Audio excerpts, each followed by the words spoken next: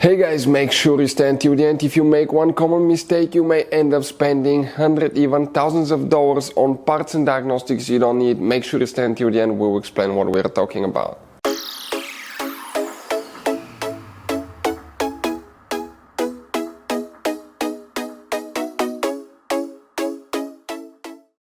Hey guys, welcome back to World Mechanics. Thank you guys for watching and subscribing to the channel. Today will be super helpful video to any of you guys having a Chevy Tahoe or Chevy Suburban, that generation here from year 2006 to year 2014.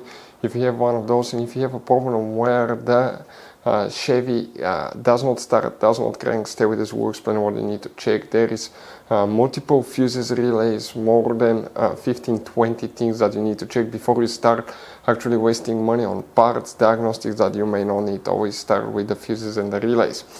You have multiple relays, fuses for fuel injectors, ignition coils, ignition switch, starters. You have also for immobilizers. Multiple things can cause it not to start. We'll talk where you can buy cheap parts to use fuses, relays, the good price, quick shipping, that way you do not waste money and time. Why it's important to always test fuses and relays. All that will be covered absolutely free for your convenience. Make sure you stay until the end. So before we start, let us tell you a little bit about us guys. If you have a Chevy Tahoe or Suburban, practically they're built on the same platform. We'll be making a video about every single fuse relay in that SUV. Why? Because let's say you're down the road, you need to find where the fuse for fuel injectors, fuel pump, ignition coils is located. That way you can fix your SUV and be back on the road. We will have that information. You'll just spend a minute or two watching the video, fix it, and it will take care of that problem. Now, every single car we get here at the garage, we try to make at least 200 to 300 free repair videos. We take them guys completely apart. We show you how to do engines, transmissions, mechanical, body work, and we have more than 12,000 free repairs on our YouTube channels that can save you thousands of dollars in future repairs.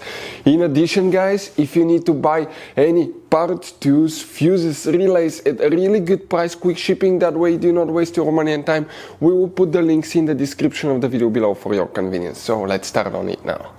So guys, what we have here specifically, we'll demonstrate on that generation Chevy Tahoe right here. Chevy Suburban is practically the same vehicle, it's just a little bit longer, but they're built on the same platform. You guys have 3 different fuse boxes in that SUV. Today we'll work in 2 and 1 hidden fuse as well. The first fuse box, we need to open the door. Once you do that, on the side of the dash you will end up having this cover. Pull that cover out. Underneath you will find a main engine fuse box with a layout that will look like this one here. Before we guys continue, let's explain quickly why it's always a good idea to test fuses and relays. So now, why it's super important guys to test fuses and relays? Because often you may think you have a good fuse, right?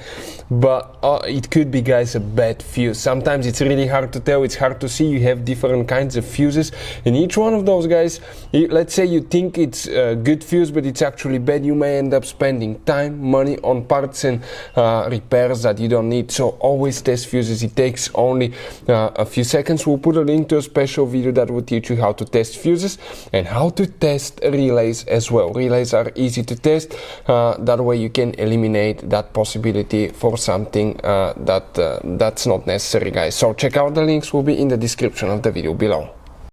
So guys, here what we need to check guys multiple things, but in that fuse box just one fuse, and that's fuse number 25. Very important fuse that we need to check. Then we need to open the hood. Once you open the hood, facing the engine on the right side, you have a fuse box under this cover. Open it. You'll find the main engine fuse box with a layout that will look like this one. Here you will need to start checking multiple things, and some of those are fuse number 4. Okay, let me zoom in so you can kind of see better. This is fuse number 4. Fuse number 5 will need to be checked. Then you need to check fuse number 8. Okay, right here. You need to check fuse number 12, right there. You need to check fuse number 13, over here. Fuse number 18, right next to it. Also fuse number 24. So that row, practically almost the same, the whole row needs to be checked. Here you will need to check, some of you will have fuse number 20, some will not. Fuse number 21 here. Fuse number 25 right there will need to be checked. Other things will be fuse number 35, guys. Okay, and 35 is the immobilizer fuse. Next to these 3 relays you have that 2 amp fuse, a little bitty fuse. Let me zoom in. That one right there you need to check. After that you will need to check, guys, okay, a couple more things, and we're talking about fuse number 43, that third fuse right here, the 10 amp fuse. Fuse number 56 as well. You have a hidden fuse as well. We'll get to that in a little bit, but a few relays will need to be checked. The starter relay right here, that's the engine computer relay. You will need to check that one too. You may have a fuel pump relay right here, and the ignition switch and run crank relay is there.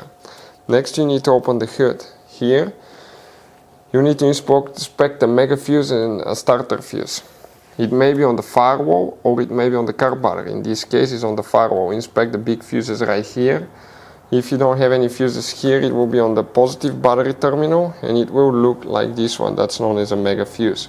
That provides power to the engine starter and the alternator. And it will be on the battery positive terminal, or it will be on the firewall, one of these locations. Those are the most common things that you will need to check before you start wasting money on diagnostics and parts. Hopefully the video will be helpful, and see you next time.